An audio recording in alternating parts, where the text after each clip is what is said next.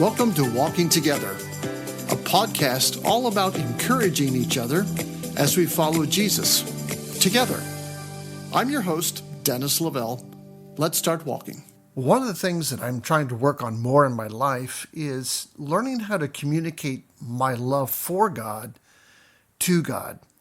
And I hope you know that the most valuable thing you have is your trust in God. And one of the most familiar verses comes from Psalms 46, verse 10. Be still and know that I am God. Now, verse 1 begins with, God is our refuge and strength, a very present help in trouble. In other words, you can trust him. He's your protection, your source of strength. And toward the end of the chapter, it reminds us to be still, to cease what you're doing and pause. And when you pause long enough, you will know that he is God. Now, why is slowing down important? Well, because it has a purpose.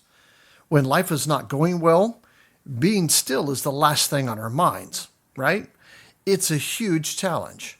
But when you slow down and reflect on what you're actually stressing about, there's an opportunity to remind yourself that he is still God. Be still and know that I am God. And to know someone means there's a relationship there. And we may say, well, God's got this. It'll be okay. But that's usually where our mind stops, isn't it? But what do we know about God? Do I know him, as verse 1 says, as my refuge and strength, a very present help in time of trouble? Now, think about that for a minute. A very present help in time of trouble. There are times when I am present, but I'm not very present. I try my best not to check my phone or respond to a text when I'm talking to someone else. It just tells the other person that whoever is texting or calling is more important than they are. Now, our oldest son, Drake, when he was at Liberty University, he would often go to have dinner or lunch with his friends, and they would all put their phones face down in a pile in the middle of the table. And if anyone picked up their phone during the meal, they had to pay the check when it came.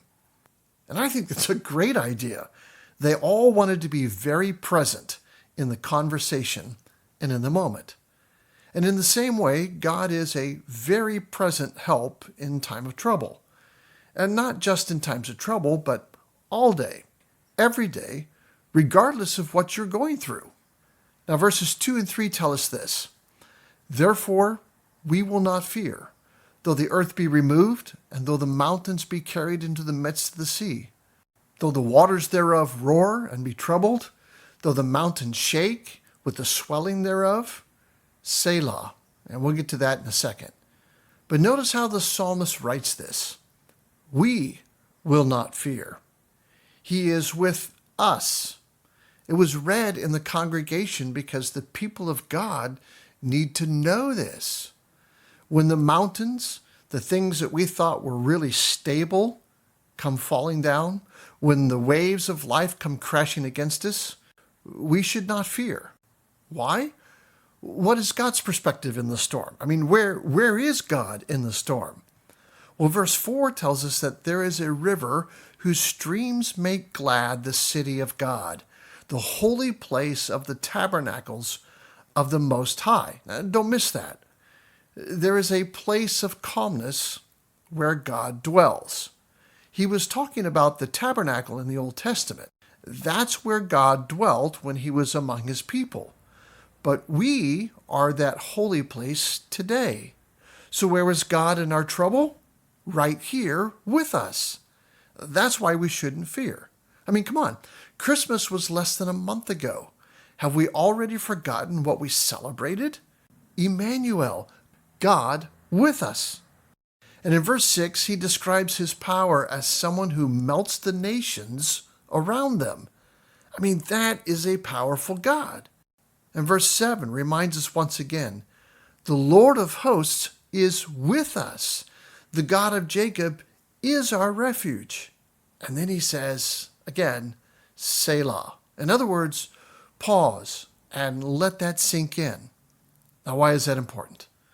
Well, contrast the pause to the previous verse where the seas are raging. In a catastrophe, people might run to the hills or the mountains for safety, but the mountains are crumbling. Or they might run to the sea, but the sea is raging. So where else can you go? And the easy answer is nowhere. He's the only option. So we run to him, which is not very far because, well, he lives within us. And in this moment of Selah, during this breath that you're taking, verse 8 invites us to come, behold the works of the Lord.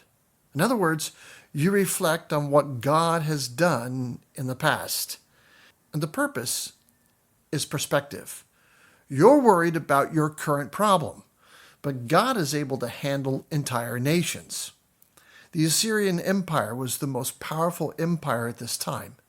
And verse 9 says that God can crush them. He breaks the bow, shatters the spear, burns the chariots. That's what we read.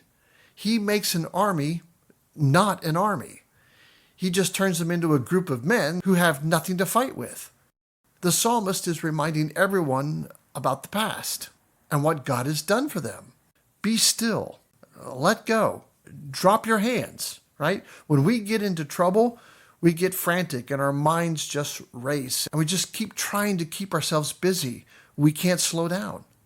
And God says, stop what you're doing. Be still and know that I am God. Yeah, but you don't understand. I have to feed my kids. Hey, the kids won't starve if you make them wait 5 more minutes. Be still. But I have to finish this project for work. Be still. Refocus.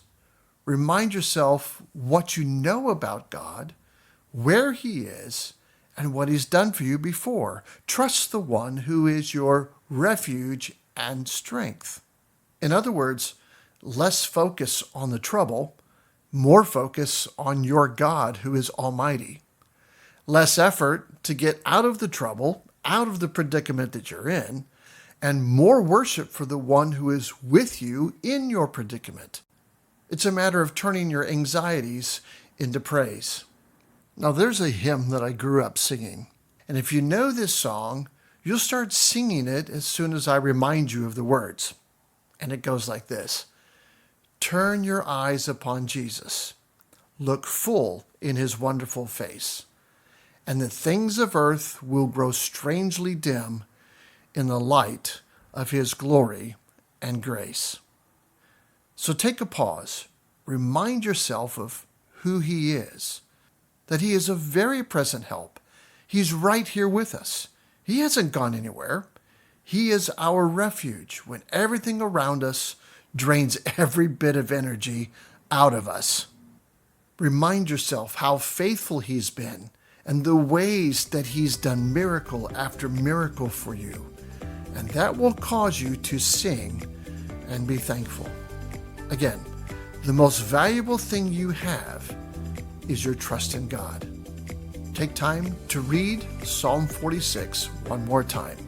Be still and know that he is God. I hope this has been an encouragement to you. Share the link on your socials. Until next time, keep walking with the Lord.